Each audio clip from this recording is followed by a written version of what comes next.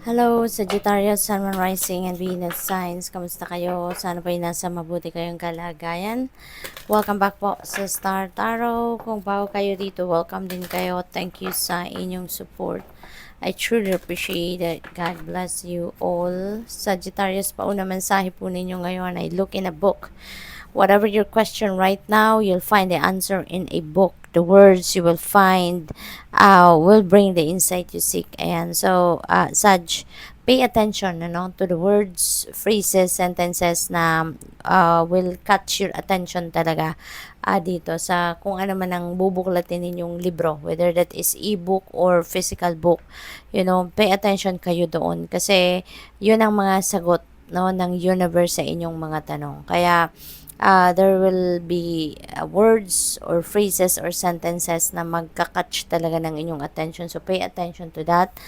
Alalahanin ninyo na kapag may ganong ganap, yan ay, yun na yun, yung mababasa ninyo, yun na yun ang sagot doon sa inyong mga tanong. Okay? We have asked for help. Angels are celestial beings who protect everyone, and the fairies say now is the time for you to ask for angelic assistance. Okay? Huwag kayong magdalawang isip, huwag kayong magduda, huwag kayong mahihiyang hingi ng tulong, no? Call on your guardian angels to help you sa inyong sitwasyon sa ngayon. Okay?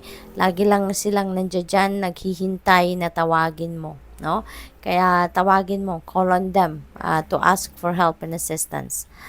We have protection. And the fairies of protection are shielding you with magical fairy ring of love and light.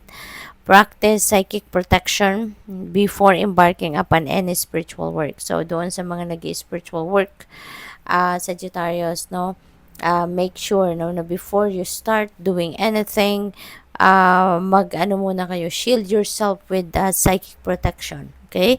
Para protected and guarded and guided kayo din, ng inyong spirit team, okay? What else? We have magical gateway. It takes courage and trust to venture into the unknown, yet this is where the greatest rewards are. It's time to step boldly forward without looking back. Okay? Panahon na para pumasok kayo sa magical gateway na to. This is unknown, para sa'yo. This is totally different from what you used to do. Yung opportunity na to, maybe is asking you to come out of your comfort zone, kaya maybe you are going to take risk na sa ngayon. You're going to take risk, you're going to tawag dito take chances sa ngayon, and ang maganda rito kasi may excitement, may excite kayo dito. You're going to be talagang mabubuhayan, kumbaga, ang inyong dugo para dito, at papasukin ninyo ang pintong ito, papasukin ninyo ang endeavor na to, even though hindi ninyo kabisado, hindi ninyo exactly alam kung ano ang meron dito, so that could be anything.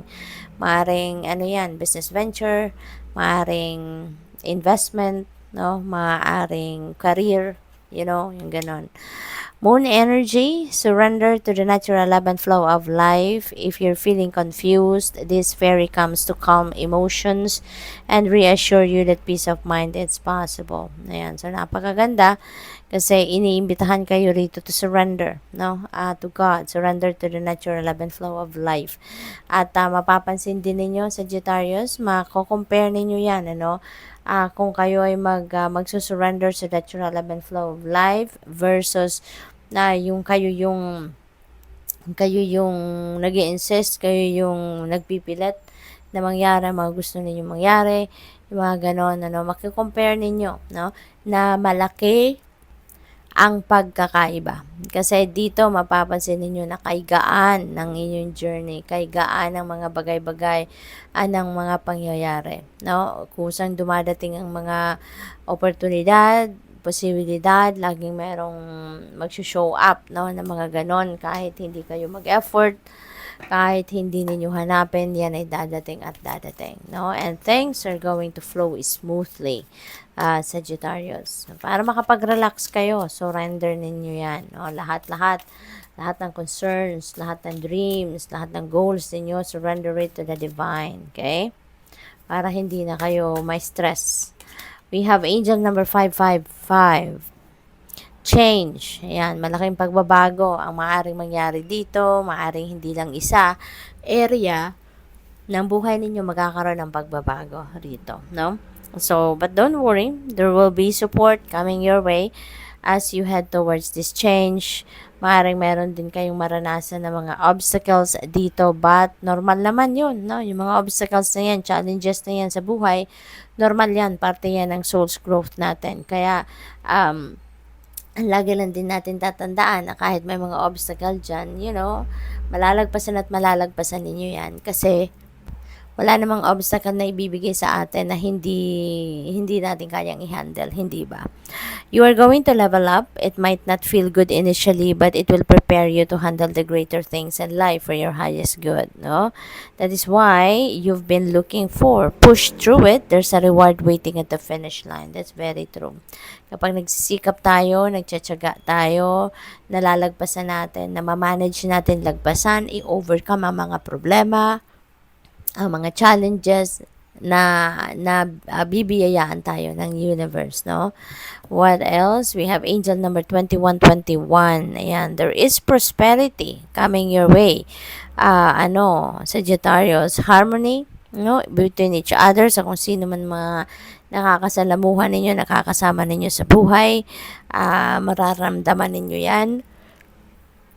There is also journey, may travel, no? Ang iba sa inyo rito.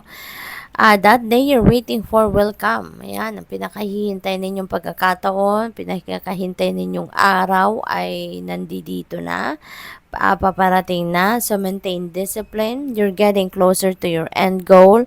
There's no need to overextend yourself, okay? So chill ka lang. Guard your energy to remain focused. It will pay off. It's a climb, not an elevator ride. Yan. So, walang shortcut, hindi ba? Lahat pinagtatrabahuan. Lahat pinag-e-effortan natin. Okay? What else? We have 0505. There is an unexpected shift. Yan. So, may change. So, dito din, unexpected shift. So, there is definitely a divine intervention, no? Happening. Kaya, maaring merong mga surprises na dadating na bubulaga sa inyo, yung ganon. This number serves as a gentle nudge to pursue whatever interests you most. It's possible that something could rock your boat, but you'll end up exactly where you belong. So, which could be in somebody's arms, your dream job, or abroad. Ayan. So, maraming pagbabago. No, at ang mga pagbabagong ito, maybe dadalhin ka nito sa inyong destiny. Yung mga pagbabagong ito, dadalhin ka nito sa isang magandang relationship, sa isang magandang trabaho, yung dream job ninyo, or kung ano pang magagandang bagay or magagandang sitwasyon. What else? We have angel number 1441. Life goals. Sabi dito, so siguro mararating mo na or ma-achieve mo na kung ano man ang mga life goals ninyo. Maybe you are also embarking on important projects sa ngayon. It's the time of intense self-development. Focus your mind on your craft. You already have what it takes to succeed, but practice makes you a master. So it also serves to find your true purpose. Okay?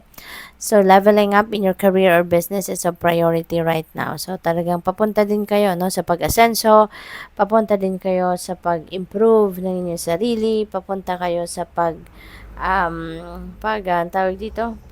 i-evolve ninyo, no, into the best version of yourself, Sagittarius. So, napakaganda. Unti-unti, dahan-dahan, pero bonggang-bongga ang naghihintay sa inyo. So, good luck. Thank you for watching. Love and light. Namaste.